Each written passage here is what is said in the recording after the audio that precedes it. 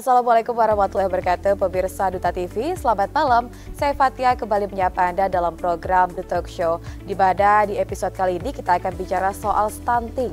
Stunting persoalan bukan hanya di lokal, tapi secara nasional. Bahkan faktanya di Kota Banjarmasin saat ini, angkanya mencapai 26,5%. Telah hadir 3 orang narasumber, saya akan bicara soal tema pencegahan dan penurunan stunting dengan melibatkan partisipasi masyarakat. Langsung saja saya akan memperkenalkan. Yang pertama bersama dengan Ibu Wiwin Windiantari SPD, Kepala Bidang Kesmas Dinas Kesehatan Kota Banjarmasin. Assalamualaikum Ibu, selamat malam dan apa kabar? Waalaikumsalam warahmatullahi wabarakatuh, alhamdulillah sehat. Baik, saya panggilnya Ibu Wiwin begitu ya. Di sebelahnya ada Ibu Apriana Amalia, Kepala Bidang Perencanaan Sosial Pemerintahan Pembangunan Manusia Bapeda Litbang Kota Banjarmasin. Assalamualaikum, selamat malam dan apa kabar Ibu Apriana? Waalaikumsalam warahmatullahi wabarakatuh. Alhamdulillah baik Bu. Adem sekali begitu ya.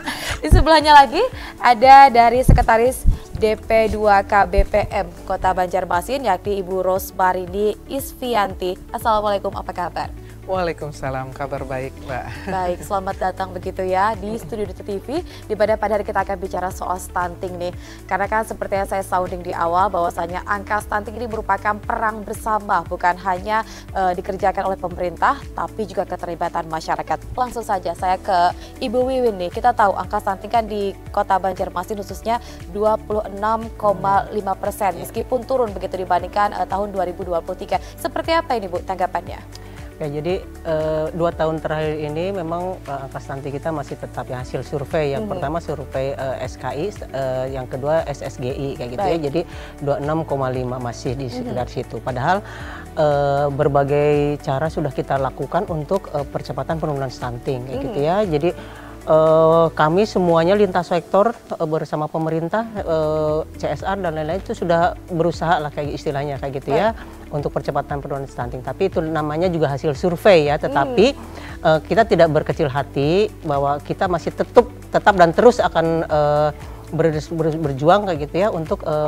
menurunkan stunting ini kayak gitu sih. Baik, berarti 2 tahun terakhir ini angkanya tetap 26,5%. Saya ke Ibu Afriana, kira-kira kenapa Bu penyebab angka stunting kok masih stabil begitu di angka 26,5%? Apa yang salah kira-kira?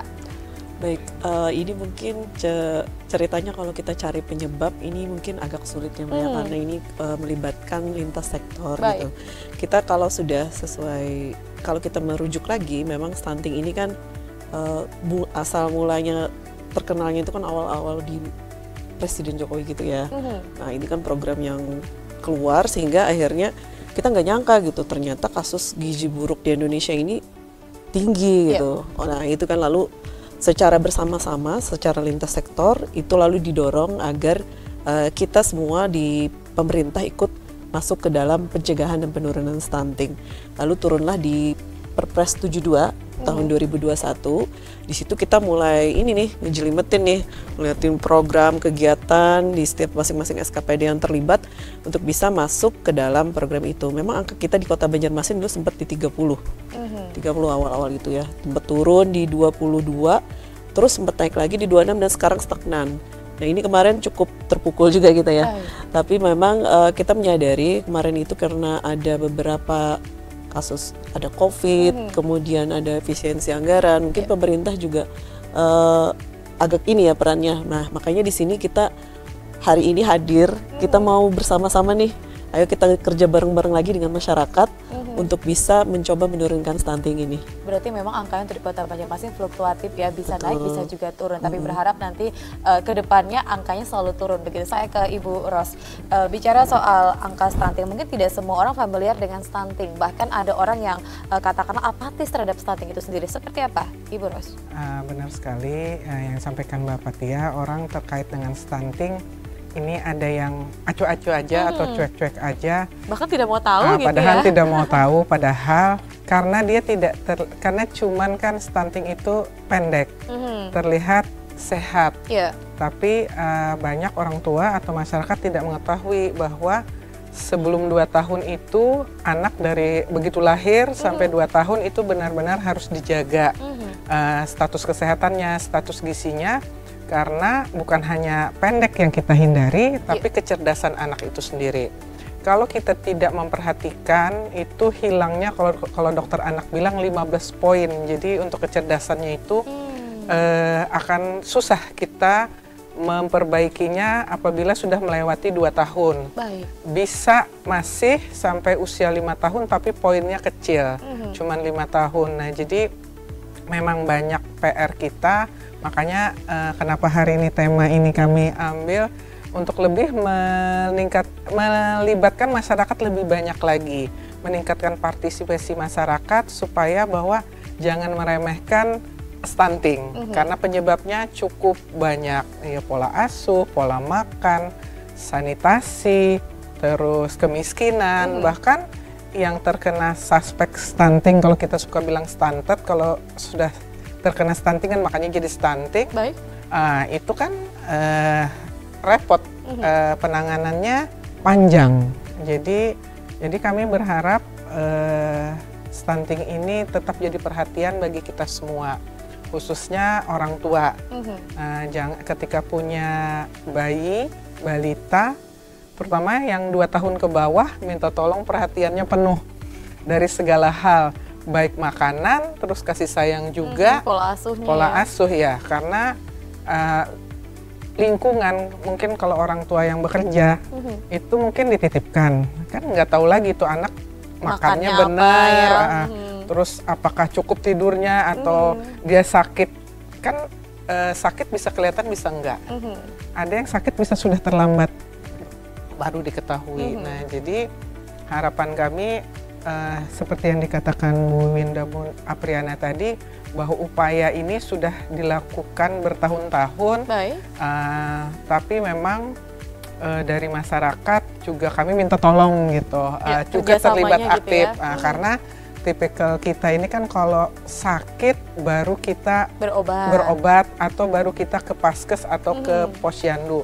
Ketika semuanya terlihat baik-baik saja, biasanya kada apa-apa anakku. Nah, seperti itu Mbak. Gitu. Baik, karena stunting bukan terlihat dari dia sakit begitu ya, tapi dampaknya luar biasa dari perkembangan otak. Saya ke Ibu Apriana lagi nih, bicara soal faktor penyebab. Tadi kan sudah di sounding bicara soal sanitasi, pola asuh dan lain sebagainya. Lebih spesifik, Ibu Apriana.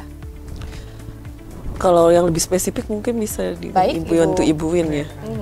Jadi penyebabnya tuh memang tadi sebenarnya Bu Ros sudah ada sanitasi dan lain sebagainya ya. Jadi yang kayak pola asuh kayak gitu ya. Untuk pola asuh itu salah satunya adalah imunisasi. Ya, imunisasi itu banyak tuh, masih banyak orang tua tuh setelah kalau imunisasi pertama misalnya dia panas aja. Itu sudah nggak mau lagi ya, Bu, ya? Trauma ya. Kemudian pemberian makan yang disukai aja, ya makan tidak mengikuti polanya bahwa umur sekian makanannya ini, umur sekian makanannya ini, kayak gitu yang kedua. Kemudian itu tadi untuk kesehatannya. Stunting itu anaknya masih bisa lari, masih bisa apa, itu bukan masalah bagi keluarga itu kayak gitu ya. Bahkan di awal-awal dikatakan stunting itu mereka marah, gitu ya, marah karena malu kayak gitu. Secara fisik terlihatnya sehat ya. Begitu kita dikasih bantuan misalkan ya PMT kan pemberian makan tambahan tuh, ada yang menolak bahwa anak saya sehat aja, nah harus ada bantuan segala macam kayak itu. Terus nggak mau ke posyandu, itu kan putus tuh kayak gitu ya. Nah itu faktor-faktor itu tuh salah dua, salah tiganya lah kayak gitu ya. Gitu. Kemudian juga tadi sanitasi, ya. Sanitasi kita ya masih ada, kita 8 kelurahan masih belum ODF atau masih buang air besar sembarangan kayak gitu ya. Kemudian habis itu padahal ya untuk kesehatan nih, posyandu kita udah banyak di posyandu. Puskesmas ada 28 puskesmas. Cuma mau tidak maunya orang tua ke fasilitas kesehatan. Melahirkan masih ada juga melahirkan di bukan fasilitas kesehatan, gitu. Jadi edukasi kepada masyarakat itu ya masih perlu kita berjuang lah istilahnya kayak gitu. Baik, menarik ketika ada salah 4 begitu ya, ada sanitasi, kemudian juga pola asuh, bahkan mereka tidak menyangka kalau anak mereka masuk dalam kategori stunting. Kira-kira apakah karena ketidaktahuan atau mungkin karena mereka yang tidak pengen tahu begitu tentang stunting itu sendiri? agak susah ya sebenarnya. Agak susah lah menerjemahkan mereka itu ya. Begini, 28 puskesmas kita ada tenaga promkes. Pasti itu nggak mungkin lah. Kemudian program sudah banyak. Kelas ibu hamil, kelas ibu balita, kemudian kelas ibu menyusui itu ada. Kemudian di sekolah ada UKS, pemberian tablet tambah darah. Salah satunya pemberian tablet tambah darah. Banyak orang tua yang menolak anaknya diberi tablet tambah darah dengan alasan bahwa mereka mindsetnya bahwa tablet tambah darah itu untuk ibu hamil. Padahal sekarang kan sekarang anak SD kelas 5, kelas 6 sudah menstruasi. Nah itu sudah kita jelaskan. Bahkan dulu dikasih tuh brosur kita ya atau flyer. Ini tolong kepada orang tua bahwa tablet tambah darah itu memang program. Masih ada yang menolak. Kemudian anak kita sudah untuk anak-anak yang itu ada yang bilang tidak bisa minum tablet. Sudah kita kasih tahu caranya begini-begini, tetap juga ada begitu itu. Jadi ya istilahnya banyak faktor yang mempengaruhinya kayak gitu. Baik, ketidaktahuan kemudian juga paskes sebenarnya tadi sudah banyak ya, tapi tidak semua masyarakat memanfaatkan hal tersebut. Tapi ada fakta yang menarik nih Bu, ketika pemerintah sudah ada kebijakan, ada program-program yang untuk mencegah adanya stunting, kemudian juga ketika anaknya didiagnosa stunting, tapi dia menyalahkan pemerintah. Tanggapannya seperti apa? Kita bahas di segmen kedua saja pemirsa. Tetaplah bersama kami dalam program The Talk Show.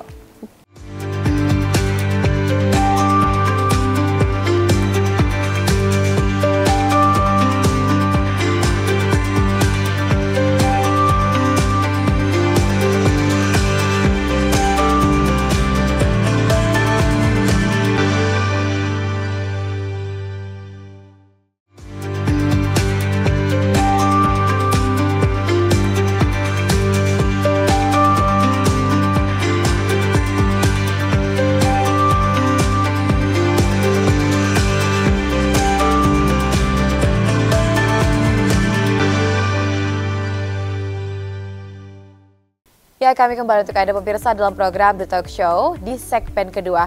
Masih bicara soal pencegahan dan penurunan stunting dengan melibatkan partisipasi masyarakat. Di segmen pertama tadi saya sounding bahwasanya ketika ada masyarakat yang didiagnosa stunting, tapi endingnya malah menyalahkan pemerintah. Di sisi lain, pemerintah daerah ini sudah banyak memiliki program dan kebijakan-kebijakan untuk menurunkan atau mencegah stunting itu sendiri. Tanggapannya seperti apa? Saya ke Ibu Rospa Rini Ispianti, silahkan Ibu. Terima kasih. Ini menarik ya. Sebenarnya sudah kerja maksimal gitu ya. Masyarakat menyalahkan pemerintah itu kalau menurut kami bukan yang hal aneh ya. Iya, baik. Padahal upaya pemerintah terutama untuk stunting kalau menurut kami itu sudah diupayakan maksimal walaupun kadang-kadang memang ada kendala-kendala di lapangan. Baik. Upaya-upaya pemerintah tentunya pertama seperti yang disampaikan Bu Win tadi, untuk kasus yang sudah mengalami stunting itu pasti ditangani pemerintah. Nah itu, terus yang resiko stunting itu pun pemerintah juga berupaya. Nah kadang-kadang justru ada penolakan-penolakan seperti yang disampaikan Bu Wiwin tadi. Karena untuk stunting tidak hanya makanan saja kan, karena dia supaya tidak infeksi, supaya stuntingnya tidak berat, tentunya imunisasi. Nah itu masih ada kalau kami ke lapangan. Anak pertamanya lengkap, bagus, kedua imunisasi, anak keduanya yang terkena stunting tidak mau diimunisasi dengan berbagai alasan. Entah takut demam lah dan lain sebagainya. Terus juga mereka makan tadi, PMT, ini kami menarik PMT tahun 2024 Buwin lah. Kami untuk kasus yang terindikasi stunting itu diberi PMT. Itu banyak kejadian-kejadian juga gitu. Tidak diberikan kepada anaknya yang stunting, dimakan bersama. Terus atau tidak tepat sasaran adiknya saja atau orang tuanya. Alasan anaknya tidak suka. Sebenarnya kan untuk makanan yang bergizi itu bukan urusan anak suka atau tidak suka. Tapi makanan bergizi itu yang dibutuhkan oleh tubuh anak itu. Jadi sebenarnya tergantung orang tuanya bagaimana membuat makanan, mengemas makanan jadi cantik dan anak itu tertarik, tapi makanannya itu makanan bergizi. Dia kan di situ tantangannya. Nah, sebenarnya pemerintah juga berupaya keras untuk itu, mengedukasi. Nah, mungkin upaya kami harus lebih keras lagi untuk membantu masyarakat supaya paham ya, edukasi bahwa jangan menganggap stunting ini tidak masalah. Apalagi kita menuju Indonesia emas di 2045, 20 tahun lagi ya Bu ya. Harapannya generasi depan itu kan cerdas-cerdas semua. Nah, jadi PR banget juga bagi kami untuk menurunkan itu. Nah, jadi kenapa kami masyarakat juga harus berperan serta, karena kalau pemerintah kan cuma berapa persentasenya kecil gitu ya. Kecil kan. Baik. Cuman 4% dari jumlah total masyarakat yang ada di Indonesia. Sehingga kita bekerjanya harus bersinergi juga dengan masyarakat. Masyarakat ini siapa aja? Salah satunya kader, kader Posyandu. Nah, kader Posyandu itu juga diberi bekal juga pengetahuan kan untuk menyampaikan kembali kepada masyarakat di sekitarnya. Pentingnya upaya pencegahan. Sebenarnya simple sih. Satu, imunisasi ya. Terus ke Posyandu untuk memeriksakan sebulan sekali untuk mengecek berat badannya naik atau turun, tingginya seperti apa, terus lingkar kepala dan lain sebagainya. Jadi sebenarnya nggak ada yang sulit, nggak ada juga pemerintah tidak ada pemerintah yang tidak membantu masyarakatnya kan. Nah, cuma kadang-kadang karena pemberitaan yang bagaimana apalagi sekarang media canggih, jangan imunisasi gitu. Padahal manfaat imunisasi itu lebih banyak daripada hoaknya itu sendiri gitu. Karena stunting satu tidak hanya makan, tadi kan sudah sanitasi. Kalau lingkungan yang kotor kan sudah ini kan mudah terkena penyakit infeksius misalnya. Jadi upaya pemerintah, mungkin kami yang berupaya lebih keras nih harusnya lagi mengedukasi atau membantu menyadarkan masyarakat pentingnya memperhatikan status gizi dan status kesehatan. Contoh program nasional yang Win cek kesehatan gratis itu sebenarnya untuk men-screening atau untuk mengetahui lebih dini masyarakat kita nih terkena apa aja, terus kita perbaikannya seperti apa, edukasinya seperti apa. Contoh juga MBG itu juga tujuannya bagus, mungkin prosesnya lah yang proses pelaksanaannya aja yang masih perlu perbaikan sehingga bisa enak semuanya gitu. Nah, jadi untuk stunting pemerintah sudah berupaya, mungkin kami akan lebih berupaya keras untuk melibatkan partisipasi masyarakat. Baik, sebelum kita bicara soal partisipasi masyarakat lewat kader tadi, saya ke Ibu Apriana. Menarik Bu, ketika disebutkan bahwasanya sebenarnya hanya 4% begitu ya dari pemerintah seluruh masyarakatnya. Artinya kan kalau dari sumber daya manusia saja itu tidak bisa mencakup semuanya. Lantas seperti apa sejauh ini Bu sinergi dengan instansi terkait, baik sesama SKPD atau mungkin keterlibatan pihak swasta dan lain sebagainya? Ibu Apriana, silahkan. Baik, kemarin itu kan kita sudah diatur ya dengan Perpres 72. Nah, itu sudah aturan dasar, karena kita kalau pemerintah bergerak terus ada aturannya ya. Betul. Kebetulan pemerintah ini juga yang dikelola juga uangnya rakyat gitu, bukan uang sendiri. Nah, jadi harus ada izin dulu gitu. Nah, ini kemudian kita masuk ke seluruh segmen yang bisa kita atur itu. Di situ kan tadi ada sensitif, spesifik, dan lintas sektoral. Kalau untuk meningkatnya gizi, kesehatan bayi dan balita itu kan masuknya nanti di Dinas Kesehatan, DPPK BPM, Dinas Sosial, dan kita juga ada pembentukan tim namanya Tim Pencegahan Penurunan Stunting baik tingkat kota, kelurahan dan kecamatan. Nah, itu juga masuk semua ya. Nah, untuk kelurahan dan kecamatan ini nanti akan melibatkan puskesmas, kelurahan itu sendiri, kader, kemudian TPK Ibu, tim kader TPK, tim pendamping keluarga gitu ya, KPM, ya banyak unsur sebenarnya yang sudah kita libatkan dengan stunting ini. Nah, untuk gizi ini kan nanti kalau di PPK BPM untuk pasangan usia subur yang ber-KB, baik itu nanti yang dia risikonya miskin atau enggak gitu ya, nanti di situ dilihat, nanti kita akan memprioritisasi karena anggaran kita ini terbatas Mbak. Nah, di anggaran terbatas inilah ada gap kan, misalnya ada berapa orang yang kita bantu, pemerintah cuma bisa bantu sekian, di situ sebenarnya bisa masuk swasta. Dan ini sudah masuk ya Bu ya, di CSR gitu ya. Kemudian kalau terkait gizi masyarakat secara umum itu nanti akan melibatkan tentunya untuk gizi sendiri kan Dinas Kesehatan yang lebih mengetahui. Kemudian untuk pendidikan ini juga kita masukkan di Dinas Pendidikan melalui anak-anak pengajaran pada guru-guru PAUD gitu ya. Kemudian ada Kemenak nih masuk, Kementerian Agama, dari pasangan calon pengantin itu sudah harus diberikan ilmu edukasi tentang gizi juga. Kemudian Balai POM, DKP 3 ini pertanian dan peternakan gitu. Pangannya ada pekarangan, pemampatan, dan tentunya juga kelurahan dan kecamatan itu tetap harus dilibatkan. Kemudian untuk layanan pendukung pada penurunan stunting kita terhadap akses terhadap layanan dasar tadi ya, ada sanitasi, kemudian air, baik itu air maupun MCK dan seterusnya ya, yang layanan dasar, kemudian jaminan sosial kayak BPJS, dan tentunya ada edukasi terkait pernikahan anak. Dan ini nanti melibatkan tetap kembali ke Dinas Kesehatan karena ini perilaku ya. DP3A, DPUPR, Dinas Perumahan Rakyat, Dinas Sosial, Dinas Lingkungan Hidup, DPPK BPM juga, kemudian Dinas Koperasi, Dinas Perindak, banyak Mbak. Sebenarnya semua instansi sudah bergerak begitu ya. Sudah kita bagi-bagi juga nih tugasnya gitu ya. Kemudian karena ini sasaran, kami juga menyadari bahwa terus harus ada perbaikan data. Nah, perbaikan data ini juga harus kita terus laksanakan gitu, sehingga ini nanti supaya ketika kita mau mengintervensi itu tepat gitu. Jadi kalau dilihat itu memang secara umum kita sudah jalan baik, tapi ini hayo-hayo ke masyarakatnya ini belum ini gitu.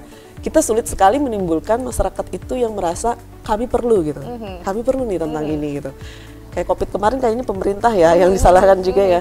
Nah ini mungkin nanti yang harus terus kami kaji bersama-sama, karena kami juga ya biar bagaimanapun kan pemerintah ini kan melaksanakan amanat rakyat juga gitu. Kita pengennya melihat, kalau masyarakat mungkin melihatnya cuma sampai anak ya.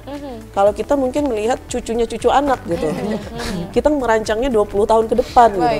Kita pengennya anak Indonesia itu bisa berdaya saing global. Gak hanya tingkat sini gitu. Kita nggak mau masyarakat Indonesia itu cuma jadi konsumen doang gitu. Dulu kan Cina dia jadi sasarannya Amerika gitu ya. Sekarang kan sudah berimbang, India juga gitu ya. Nah kita berharapnya nanti kita secara umum bisa nanti bersaing global, makanya stunting ini sebagai salah satu cara yang harus kita turunkan, sebagaimana standar internasional itu di bawah 5%. Baik. Optimis aja dulu ya untuk Banjarmasin kita di angka 5% itu begitu. Oh, dengan kami optimis banget. Meskipun agak susah sejauh ini pemerintah yang mengejar, kita harapkan nanti di 2026 masyarakat yang mengejar program itu. Kita jeda dulu, masih ada segmen ketiga di mana saya akan menanyakan kepada Ibu Wiwin nih, tupoksi dari Dinas Kesehatan, karena tadi sounding soal gizi dan lain sebagainya. Kita bahas di segmen ketiga saja, tetap bersama kami dalam program The Talk Show.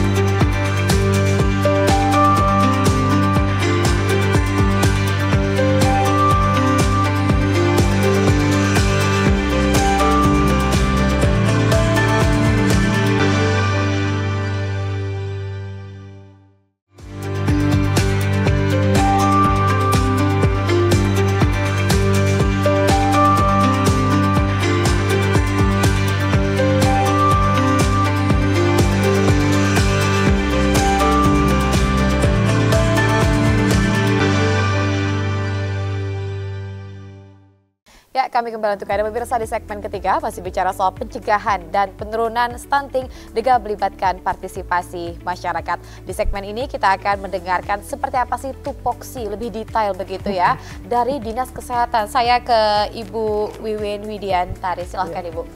Oke, Dinas Kesehatan itu mengampu intervensi spesifik ya. Jadi salah 11-nya itu ada 11 program kayak gitu ya. Yang pertama screening untuk anemia. Jadi screening anemia itu buat untuk ibu hamil, demikian juga untuk untuk remaja putri khususnya ya. Yang kedua konsumsi tablet tambah darah, sama tablet tambah darah untuk ibu hamil juga untuk remaja putri. Kemudian pemeriksaan kehamilan itu pasti tuh, baik itu di posyandu, di puskesmas ataupun di pustu dan lain sebagainya. Kemudian pemberian makanan tambahan pada ibu hamil yang kurang energi kronis atau kurang gizi, sama untuk anak balita. Jadi yang kurang gizi itu bukan hanya milik balita, tapi ibu hamil juga bisa, ya? gitu ya. Dan itu juga dibantu dengan PMT, pemberian makanan tambahan. Kemudian edukasi pemberian ASI eksklusif, karena ASI eksklusif kita masih rendah di bawah 50% ya cakupannya. Dan jarang sekali sekarang itu bayi yang lulus ASI eksklusif dengan berbagai cara, dengan berbagai alasan. Satu, anaknya tidak mau menyusui atau air susu ibunya tidak keluar. Yang ketiga, mohon maaf, promosi yang gencar, jor-joran, hadiah dan lain sebagainya. Kemudian makanan pendamping ASI yang mungkin kurang tepat tadi. Dia harusnya sudah makan tetapi masih lembek atau apa teksturnya. Kemudian tata laksana balita bermasalah gizi, tadi ada gizi kurang, itu PMT-nya berapa hari, stunting dan lain sebagainya. Kemudian pelayanan dan pelaksanaan untuk imunisasi kayak gitu ya. Kemudian edukasi remaja putri, ibu hamil dan keluarga. Sebenarnya itu yang saya salah 11 kayak gitu ya. Yang masih ada lagi yang beberapa program yang harus kita ampu lagi. Yang ingin saya tekankan adalah yang salah satunya adalah tentang makanan tambahan atau PMT. Yang namanya pemberian makanan tambahan. PMT itu ada dua.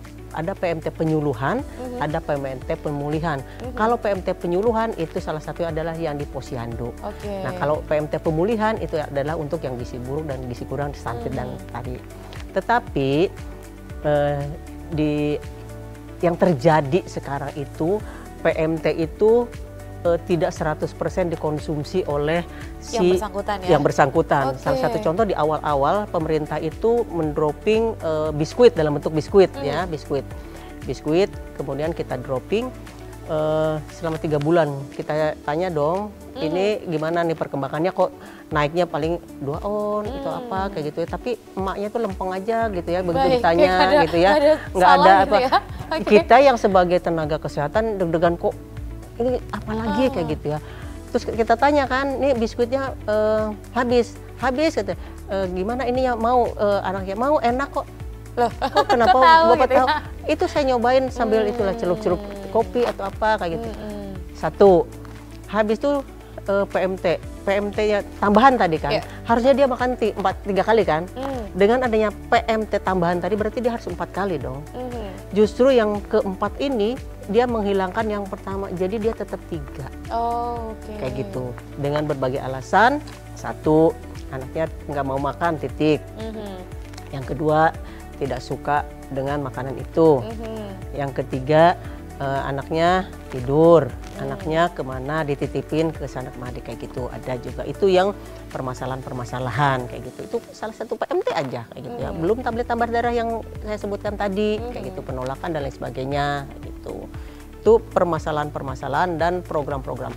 Kelas ibu hamil, jadi sebelum hamil bagaimana cara perawatan ibu hamil segala macam. Dia pada saat hamil, selama hamil periksa tuh ke Paskes. Begitu melahirkan ada aja yang tidak ke Paskes. Gitu. Padahal kita edukasi kurang apa, edukasi kelas ibu hamil itu dikumpulkan bagaimana senam ada ibu hamil, bagaimana gitu. Terus kemudian kelas ibu balita, bagaimana mempersiapkan makanan tadi supaya makanan MPASI-nya itu pas kayak gitu ya. Itu sudah. Tetapi begitu kita lihat tidak sesuai dengan yang diharapkan lah kayak gitu ya. Itu tadi anaknya nggak mau makan, titik. Jadi nggak berusaha kemana. Padahal di 28 puskesmas kita memiliki ahli gizi. Di posyandu kita memiliki kader yang siap untuk membantu. Ditanya segala macam.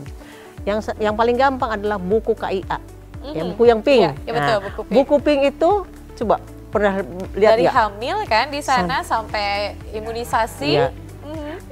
Itu di situ menunya semuanya ada. Simple loh itu. Umur sekian ini makannya, umur sekian ini makannya. Teksturnya ini dan lain sebagainya ya. Buku KIA-nya di Lupa sini gitu. untuk kipas, untuk payung. Itu robek, hilang. Setiap ditanya hilang. Jadi kami cetak. Pertanyaan Baik. Kenapa cetak-cetak terus? Berapa ribu cetaknya? Hilang itu tadi Bu Apia. Oke. Gitu. Sebenarnya karena tidak dimanfaatkan Betul. sedemikian rupa ya. Karena kan buku pink itu seperti Iya. rapot kita ya Bu ya. Dari kita hamil dari 1 bulan sampai berapa Itu ada datanya adalah gitu. mengambil contoh apa ya itu dari Jepang, bahwa di Jepang itu buku itu adalah buku pertanggungjawaban hadiah dari orang tua pada saat anaknya menikah, adalah ini loh pertanggungjawaban orang tua. Diadopsi, nah bahasa sirkarnya diadopsi dari Jepang, bahwa di Jepang itu hadiahnya kayak Baik. gitu. Buru-buru juga sampai menikah ya Bu ya. Iya, Anaknya ada lahir aja udah hilang Iya, gitu. udah hilang kayak gitu. Itu ya permasalahan yang utama begitu ya. Saya ke Ibu Ros lagi nih, bicara soal kader ya. Ini kader sangat penting karena kan kalau memanfaatkan peran dari pemerintah daerah sangat terbatas, otomatis dengan kader kan bisa menjangkau lebih detail. Sejauh ini perannya seperti apa Ibu? Apakah juga mendapatkan respon yang baik di tengah masyarakat? Peran kader mungkin saya jelaskan dulu struktur lembaga yang ada di masyarakat. Jadi di kelurahan itu Posyandu itu merupakan salah satu dari lembaga kemasyarakatan. Jadi memang salah satu tugasnya kelurahan itu pemberdayaan masyarakat, itu tugas utama, salah satu tugas utamanya. Nah, termasuk di bawahnya tadi, karena Posyandu itu lembaga kemasyarakatan, berarti kan kita berupaya keras program pemerintah itu melibatkan masyarakat. Nah, di dalam sebuah lembaga kemasyarakatan tentunya ada kader-kadernya untuk Posyandu. Untuk kader-kader Posyandu di Banjarmasin, sebagian besar itu aktif, sudah aktif, semua aktif, karena kan itu kami pantau. Nah, terus apakah mereka istilahnya melayani masyarakat dengan baik? Mereka sudah. Cuma memang keterampilan atau kemampuan kader itu bervariasi. Iya, betul. Masih PR juga bagi kami untuk memberikan edukasi atau pemahaman, walaupun sebenarnya setiap tahun. Setiap ada yang baru, pasti kami ada orientasi atau pelatihan, baik dari SKPD kami atau kesehatan maupun SKPD terkait. Nah, memang terbatas jumlahnya untuk pemberian pengetahuan. Pertama itu tingkat variasi kemampuan. Terus yang kedua, kader ini mobile. Berhentinya. Maksudnya ketika kita sudah ngasih materi pelatihan bagaimana mereka untuk bisa gitu, berhenti. Jadi kalau mereka pindah atau ada yang meninggal, kita kan tidak mempermasalahkan. Tapi kan apalagi sekarang kader dengan Posyandu yang dicanangkan pemerintah pusat, kami harus memproses Posyandu 6 SPM, tugasnya lebih banyak lagi. Karena di 6 SPM, salah satunya SPM bidang kesehatan aja, itu mereka juga ada dapat program baru bahwa seluruh siklus kehidupan. Jadi Posyandu itu tidak ada lagi Posyandu balita, remaja, lansia, tapi melainkan seluruhnya dari nol lahir sampai meninggal. Nah, jadi tambah luas lagi tugas Posyandu bidang kesehatan. Sementara ada Posyandu 6 SPM tuh kesehatan, pendidikan, perkim, PUPR, sosial sama Trantibun Linmas. Yang mungkin secara bertahap juga akan kami proses. Nah, jadi belum program itu bertambah lagi. Nah, tapi kami pokoknya kami semangat terus aja. Karena sebenarnya bekerja dengan masyarakat itu bagi kami menyenangkan gitu. Menyadarkan masyarakat itu nggak mudah, tapi itu pekerjaan yang menyenangkan. Di situ bagaimana kita melatih kan istilahnya ya, atau melatih kader-kader untuk mempunyai pengetahuan yang cukup untuk mereka lagi menyampaikan ke masyarakat di sekitarnya. Karena kan Posyandu itu, kalau Posyandu dulu kan minimal sasarannya 80-100, tapi sekarang karena seluruh siklus kehidupan, jadi Posyandu di Banjarmasin kan ada 487. Baik. Jadi itu kami bagi rata supaya semua RT terjangkau. Jadi ada 3 atau 4 RT per posyandu. Anggap aja satu RT itu 100 kakak. Baik, berarti ada 400-an ada ya? Ada 400, nah bayang. Itu kalau hadir semua? Jadi anggap aja itu kalau hadir semua. Okay. Nah, jadi itu tugas posyandu juga semakin berat dan PR kami juga supaya kader ini nggak ada ampih jadi kader, nggak berhenti jadi kader, tetap semangat walaupun secara bertahap tugasnya membanyak. Itu PR juga buat kami. Nah, tapi sebenarnya kalau itu dijalankan dengan 6 SPM itu kan juga sangat membantu pemerintah. Nah, yaitulah bahwa program-program pemerintah itu bisa tersampaikan ke masyarakat secara langsung, secara langsung melalui kader posyandu. Tentunya kami kelurahan pun harus dikuatkan, maksudnya karena dia orang tuanya kader-kader ini gitu secara langsung. Jadi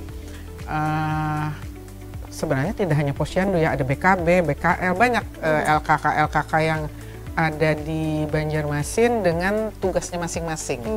Nah, jadi kader itu merupakan ujung tombak. Nah, jadi kalau guru itu pahlawan tanpa tanda jasa di pendidikan, kalau kader bagi kami pahlawan tanpa tanda jasa di masyarakat. Baik. Karena dia langsung berhadapan ya dengan masyarakat. Karena itu kan volunteer sebenarnya. Jadi itulah yang PR kita juga ya. Itu Mbak. Baik, tadi kan sudah disebutkan programnya sudah ada, kebijakannya sudah ada, kader sudah diturunkan, begitu dengan edukasi dan lain sebagainya. Sebenarnya ada satu permasalahan, yakni kesadaran dari masyarakatnya. Tanggapannya seperti apa ke Ibu Afriana? Kita bahas di segmen terakhir saja. Tetaplah bersama kami dalam program The Talk Show.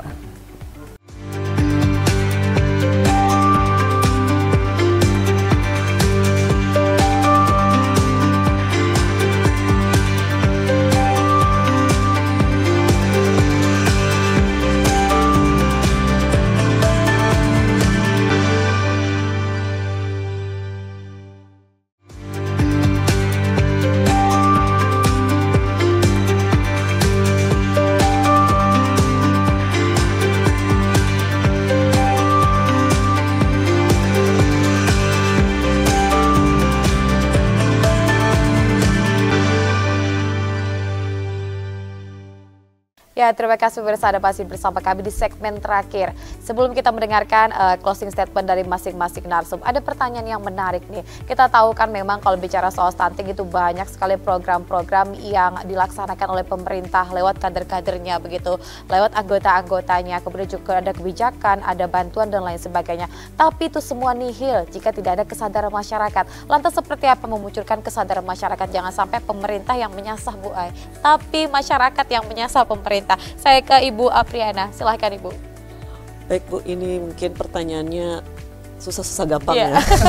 Karena sadar atau tidaknya aja. Iya, tapi kan biasanya orang sadar itu karena memang dia merasa perlu ya. Merasa perlu, kemudian juga mungkin dia mendapat informasi dari lain. Nah, informasi ini. Nah, jadi itu yang terus kita kembangkan, salah satunya mungkin kita menjalin kampanye melalui media massa seperti ini gitu. Ini supaya bisa menjangkau lebih banyak masyarakat tahu tentang stunting. Jadi stunting itu sebenarnya bukan sesuatu yang kalau COVID saya pikir lebih sulit gitu ya. Kita nggak bisa bertatap muka. Kalau stunting ini kita masih bisa ketemu ya, ngobrol gitu ya. Kalau anak saya stunting itu jangan langsung drop gitu ya. Itu masih ada Ibu Wiwin gitu. Bisa datang ke paskes-paskesnya Ibu Wiwin gitu. Jadi ditanya di situ apa yang harus saya lakukan, bagaimana gitu. Bahkan kalau anak-anak mungkin yang melihat, remaja putri yang melihat saat ini, ya yang terjadi kan saat ini anak-anak malah takut. Kawinnya mau gitu ya, nikahnya mau tapi takut hamil. Nah itu kan harus kita inikan juga karena kedepannya kita nggak mau nanti Indonesia saat ini mengalami bonus demografi. Iya betul. Kalau di daerah lain, negara lain mungkin bonus demografi itu bonus segala-galanya gitu. Dengan ininya, nah kita mau nanti bonus demografi kita itu berharap kepada pembangunan yang ada di negara kita termasuk di daerah kita juga gitu. Gak mau kan selamanya Banjarmasin dilihat 20 tahun yang ini aja kembali dilihat. Yang maunya seperti itu. Nah jadi kita dorong seperti itu sama dulu ya kalau mungkin ke aplikasi TokTok ya mungkin. Nah itu kan itu nggak terkenal gitu ya, nggak tahu tapi dari mulut ke mulut, dari ini coba ternyata informasi beredar. Nah ini mungkin gaya-gaya bahasa seperti ini juga nanti diperlukan tidak hanya dari yang tua-tua gitu. Nah kita berharap nanti stunting ini karena tidak masyarakat mau mengetahui, karena ada mungkin influencer-influencer juga terlibat.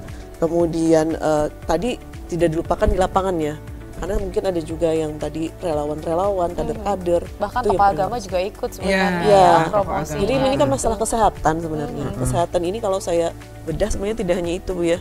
Stunting ini salah satu, tapi dia menjadi prioritas karena angkanya masih tinggi. Nah itu. Dan menjadi PR bersama sebenarnya. Dampak supaya angkanya ini turun. Kami ini Bu terus-menerus nanti dievaluasi, Bu. Jadi tidak bisa kami berlepas, sudahlah, ini nggak bisa gitu. Padahal sudah maksimal sekali gitu ya, Bu ya.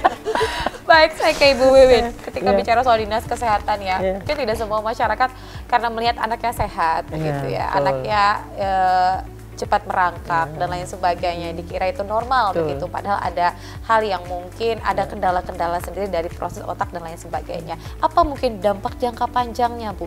Mungkin kalau 1 sampai 2 tahun dia lebih pendek mungkin ya, tapi untuk dia beranjak remaja sampai dia sudah dalam usia produktif, apa yang terjadi? Oke, jadi tadi sudah disampaikan ya bahwa stunting, DO-nya dulu. Stunting adalah keadaan gagal tumbuh ya, atau kekurangan gizi yang sangat lama, ya, yang berakibat kurang gizi, ada infeksi, kemudian sanitasi. Bukan pendeknya yang kita permasalahkan, ya, tetapi yang tadi Bu Ros sampaikan, kecerdasan, penyakit degeneratif. Nah itu juga, itu kan akan jadi beban, bukan hanya beban keluarga, beban dia sendiri, beban keluarga, juga beban pemerintah, kayak gitu ya. Kemudian juga perkembangan otak dan lain sebagainya, itu akan menjadi beban-beban di masa dia yang akan datang, kayak gitu, dampak-dampaknya kayak gitu ya. Jadi kalau diibaratkan, mohon maaf, PU membangun jembatan kelihatan. Tapi kalau dari kesehatan tidak akan kelihatan. Kelihatannya mungkin kita 20 atau 20 tahun ke depan tuh kayak gitu ya. Saya juga mungkin udah nggak ada segala macam ya. Tuh, jadi bagaimana caranya nih kawan-kawan di kesehatan kayak gitu ya, berusaha untuk mulai dari prakonsepsi tadi ya. Catinnya, edukasi melalui Kemenak, pemberian tablet tambah darah, edukasi reproduksi bagaimana. Di remaja putrinya kita juga sudah mulai pemberian tablet tambah darah, edukasi, kemudian di ibu hamil, balita, sampai dengan lansia. Makanya dulu kenapa ada posyandu balita, remaja, dan lansia, itulah peran pemerintah. Jadi istilahnya, mohon maaf, pemerintah itu tidak mungkin menyusahkan rakyatnya lah, kayak gitu ya. Program-programnya bagus kayak gitu ya. Bahkan gratis ya, Bu ya? Bahkan gratis sekarang itu, sampai ya kayak gitu ya. Ayolah masyarakat kayak itu, bantu juga lah pemerintah kayak gitu ya. Yuk bersama-sama kayak, karena bukan hanya bukan hanya mereka aja, tetapi ini ke depannya. Pemerintah tuh udah memikirkan ke depannya. Ke depannya siapa ya? Keluarganya, anak itu sendiri lah kayak gitu, untuk anak dirinya sendiri kayak gitu. Itu pemerintah sudah memikirkan sampai ke sana. Makanya kenapa ada imunisasi, kenapa posyandu sampai ke beberapa kelurahan, puskesmas kayak gitu. Kemudian SDM, sarana prasarana. Kita dulu USG nggak ada, sekarang ada tuh di puskesmas kayak gitu. Jadi ayolah kita sama-sama kayak gitu ya. Jadi dampaknya bukan hanya dia pendek, karena saya juga pendek, pasti anak saya juga pendek. Itu mungkin dulu mungkin bisa, tapi sekarang tuh istilahnya nggak boleh lagi, karena makanannya udah berbeda. Sekarang tuh harus lebih bervariasi lagi. Kalau dulu cuma kita lihat di TV, sekarang tuh yang ada di TV dulu itu sudah ada di Banjarmasin tuh udah ada kayak gitu loh ya. Jadi makanan apa aja, cuma kitanya aja bagaimana keluarga bersama-sama pemerintah bersama kami kayak gitu untuk pencegahan penurunan stunting ini kayak gitu sih. Baik, karena programnya gratis gitu ya. Saya kembali ke Ibu Apriana nih. Tadi kan disebutkan, Bu, memang kalau stigma anak stunting ini agak buruk di tengah masyarakat. Bisa saja orang tua itu sadar dia stunting ya, Bu ya, karena lamban mungkin. Tapi karena malunya ini, Bu, sehingga dia enggan untuk datang ke paskes, datang ke puskes dan lain sebagainya. Seperti apa tanggapan Ibu Apriana? Ini kan hal kecil tapi sebenarnya dampaknya luar biasa gitu ya. Betul. Jadi sebenarnya kan media informasi sebenarnya tidak hanya di fasilitas kesehatan. Saya pikir juga fasilitas kesehatan juga ada promosi ya, Bu ya sekarang. Baik. Nah itu kan banyak melalui media-media juga ya. Saya mungkin pengalaman pribadi sendiri, kalau sebagai ibu bekerja gitu kan, nggak mungkin juga kan saya setiap saat nih ada sama anak ya. memantau gimana anak ini ya. Nah, jadi kita bisa lewat buku-buku, mungkin membaca. Nah, itu juga bisa pengalaman teman. Itu bisa menjadi salah satu sarana bagi ibu yang mungkin kok anak saya dibilang stunting. Dan ini juga kejadian ya. Kemarin itu salah satu ada keluarga risiko stunting itu yang masuk ke daerah-daerah elit gitu. Bahkan ayah ibunya bekerja. Oke, karena mungkin dia dititipkan. Iya, ya. jadi itu sempat diusir tuh surveyor yang mau mencek nih di sini menurut data ternyata termasuk risiko stunting anak Anda. Nggak terima. Iya. Jadi jangan langsung tidak diterima gitu. Kita dengar dulu, kita pelajari dulu gitu ya. Maksudnya seperti itu ya, masyarakat jangan langsung ditolak. Sama ini bukan untuk kita, ini buat anak kita, ya kan? Siapa yang tidak mau anaknya sehat, cerdas, ya kan? Dan bisa nanti untuk generasi yang akan datang gitu. Karena pembangunan ini tidak hanya disisi dengan pembangunan infrastruktur saja, tapi harus barengan dengan sumber daya manusianya gitu. Dan ini yang di masa Pak Prabowo ini yang sedang menjadi perhatian utama. Program-program beliau lebih kepada pembangunan manusia. Ada pembangunan MBG, ada sekolah rakyat, cek kesehatan gratis ke sekolah-sekolah gitu ya. Jadi kita sudah banyak membangun, sekarang kita membangun manusianya sekarang. Dan saya yakin masyarakat sudah cerdas sekarang, sudah memilah gitu. Baik, karena handphone juga cerdas, harusnya kita lebih cerdas daripada handphone. Lebih cerdas lagi kan Mbak. Baik, saya ke Ibu Rose begitu. Apa mungkin peran serta masyarakat yang real begitu dalam mendukung program ini, setidaknya mencegah dari lingkup-lingkup dirinya sendiri, keluarga atau mungkin lingkungannya yang menyasar, Ibu Rose? Untuk peran masyarakat yang kami harapkan, pertama yang sederhana aja dulu, yang punya bayi balita bumil, ayo yuk kita ke Posyandu setiap bulan. Baik. Jadi karena biasanya mereka itu ke Posyandu sudah anaknya 1 tahun, imunisasinya selesai, nggak mau lagi ke Posyandu. Jadi pertama himbauan kami, ayo ke Posyandu. Baik. Terus yang kedua, untuk ibu-ibu kader tersayang, waduh, tolong ya, Bu, ya. Tetap semangat. Terus juga kalau ada tambahan-tambahan pengetahuan dan lain sebagainya, minta tolong tambah-tambahan pengetahuan ini disampaikan lagi kepada masyarakat di sekitar Posyandu. Karena ini saya berbicara khususan stunting ya. Nah, jadi kepada masyarakat juga minta tolong kesehatan itu jangan ketika kita sakit saja. Jadi misalnya pentingnya olahraga, pentingnya imunisasi, pentingnya cek kesehatan. Nah itu apalagi kesehatannya sebenarnya pemerintah ini tidak menyulitkan, jadi gratis. Nah jangan nanti terus ketika ada survei, ketika ada yang mau wawancara atau kunjungan rumah, itu minta tolong diterima gitu. Kadang-kadang ada penolakan, dikira minta sumbangan dan lain sebagainya. Padahal mereka sedang mendata. Data itu untuk apa? Seperti yang disampaikan Bu Aap, data itu kan dinamis. Jadi ada data yang kalau di kesehatan itu dia data keluar masuk, kalau sudah selesai 5 tahun dia keluar gitu datanya. Nah jadi kepada masyarakat, dan kalau ada kegiatan-kegiatan edukasi minta tolong juga diperhatikan. Kadang-kadang yang kesehatan edukasi karena dia merasa nggak perlu, ngapain aku ikut penyuluhan stunting gitu. Oh ngapain aku ikut kelas ibu hamil. Nah terus juga yang berikutnya lagi, nah ini yang juga banyak di Banjarmasin, minta tolong untuk anak-anak jangan melakukan pernikahan usia dini karena ini dari hasil survei yang terbaru itu mempengaruhi ke stunting cukup besar karena umurnya tidak cukup, alat reproduksinya masih berkembang, emosinya juga belum stabil. Nah jadi bukan hanya dari dalam perut anaknya lahir nanti bisa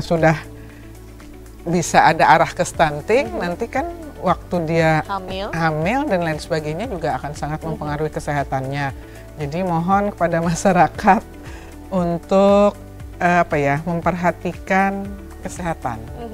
Memperhatikan kesehatan itu tidak hanya dari kita sakit saja. Ya, tapi mencegahnya juga boleh. Nah, mencegahnya juga boleh. Kalau kita kurang tahu bisa ke posyandu, bisa ke paskes atau ke kelurahan. Sekarang kan stunting ini dikuat, calon pengantin pun di KUA sekarang juga maksudnya ada juga untuk stunting gitu. Itu aja mungkin. Baik, itu closing statementnya begitu ya Ibu Rosmar. Saya ke Ibu Wiwin, silakan Bu singkat saja closing statementnya. Oke. Kalau saya ini aja, lihatlah burung hinggap di atas genting. Burung hilang punya Pak Bambang. Mari cegah resiko stunting dengan penuhi gizi seimbang. Itu aja. Baik, gizi seimbang poin dari Dinas Kesehatan. Kalau dari Ibu Apriana, silakan closing statementnya, Bu. Jadi stunting itu intinya kita tidak bisa takut ya mendengar, tapi kita pelajari dan kita apa ya? Kita ini kan kita laksanakan tata laksananya tadi. Ini terutama untuk anak-anak nih ya, remaja putri, bahkan remaja putra kalau bisa. Baik. Nggak yang remaja putri nih ya, remaja putri, tolonglah ke depan diperhatikan ya. Ya bolehlah, tapi harus paham tentang kesehatan tadi.